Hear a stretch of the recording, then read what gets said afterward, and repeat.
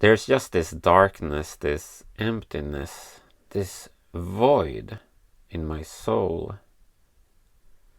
But also in my custom Lego town called Soul Town. And in today's video we are going to continue covering that gap. And this is the area that I'm talking about, because it's going to be kept open here. There's a road going in there, and then I will have an entrance to a road tunnel there. Kind of put black tiles or something, just to make that look a bit more interesting. But here, it's going to be covered with different buildings. And I worked on that Oaktown regional office in my previous video. And in today's video, we are actually going to not work on this part, but this. I prepared this platform here that I'm going to put an older mock that I have. And that mock is this old McDonald's restaurant. And this is how it looks now. So I had to make some changes because otherwise the roof would be underneath the table here, and I had to make it so that it pokes out. Why am I doing this while I'm filming? Pretty dumb. But anyways, so that slides in there pretty nicely. And I'm still going to have a 4-stud gap here. You can see that I already worked on some stairs here. And I put in these slopes here that kind of counter slopes the slope that goes there. So you can still get in here to the restaurant. That's pretty cool. And there's going to be a door on the new building here. But what works with McDonald's? An American embassy. Well, at least a consulate.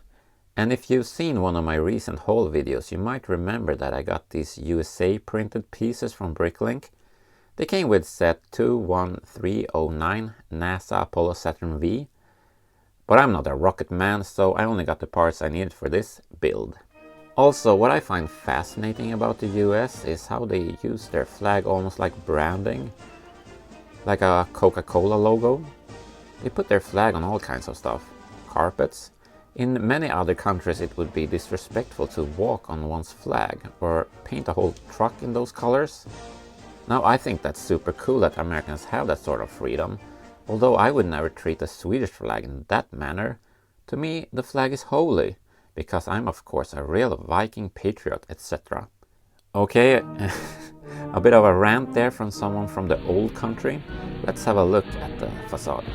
I went with this light blue color because I really felt that this area needed more colorful colors instead of more gray, brownish or white buildings. And I'm planning to switch out this gray masonry brick building to a set that's rumored to be released next year. A black door and black window frames to give the building some optical weight and make it look more like a place of power. The flowers are of course in the colors of the stars and stripes. I made this roof ornament a bit over the top in its design.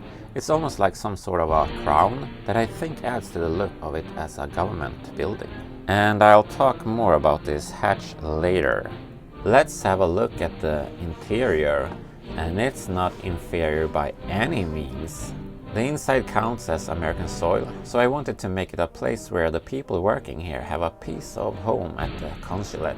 When you first come in, you're greeted by the lovely old glory carpet and the front desk where you can apply for a visa and handle other types of errands that the consulate can assist with.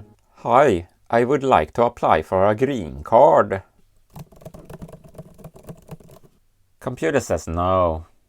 Behind the barred door we have the back room. Nice star-spangled banner-inspired carpet. A clerk of some sorts that's handling the espionage machine. I was born in the USA, got in a little hometown jam, so they put a rifle in my hand, sent me off to a foreign land to go and kill the yellow man.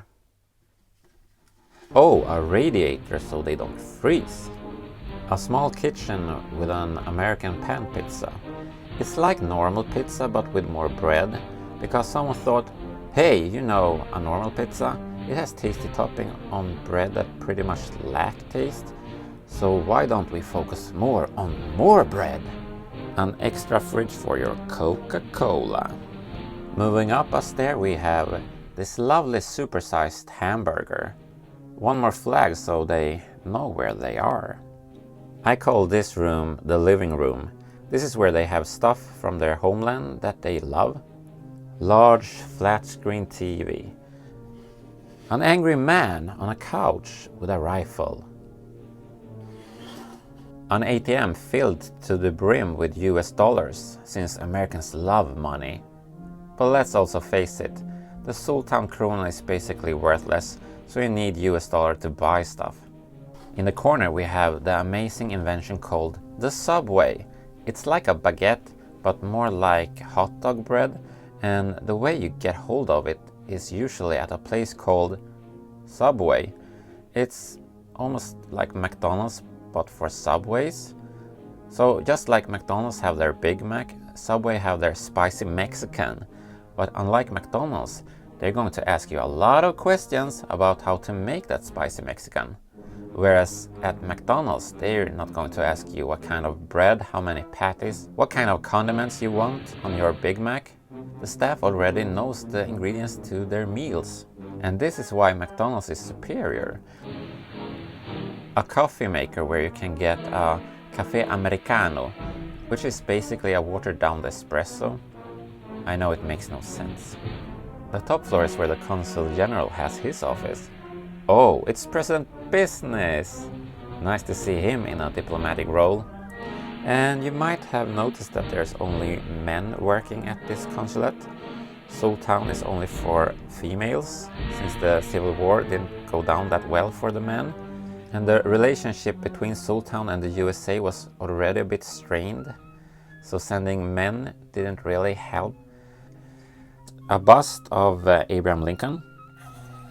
Oh, and that's current President Joe Biden. A nice desk made out of Minecraft crafting tables. A totally normal computer and not at all a device to spy on Sultan. Oh, and a party invitation. That's nice. The flag of the United States. Up here, 2 Captain America shields and a Freedom Keeper. A lot of fun details in this build, I think. Here's some shaky handheld action for you guys, so we can have a bit of a closer look how everything is put together. Now, what's the deal with this hatch here? We're gonna find out when this is placed in Sultan. This doesn't look half bad, I must say. Pretty. Go America! The hatch is of course an escape hatch for emergencies. So if the US consulate would be attacked at the main door, they could easily escape via these stairs instead, guns blazing. Smart. As you can see, I filled the gap to the left with a grey wall, but that's just temporary. Somehow this will be room enough for another country's consulate. A bit of a challenge to say the least. With that said, stay out of the nonsense, stay awesome, and please subscribe.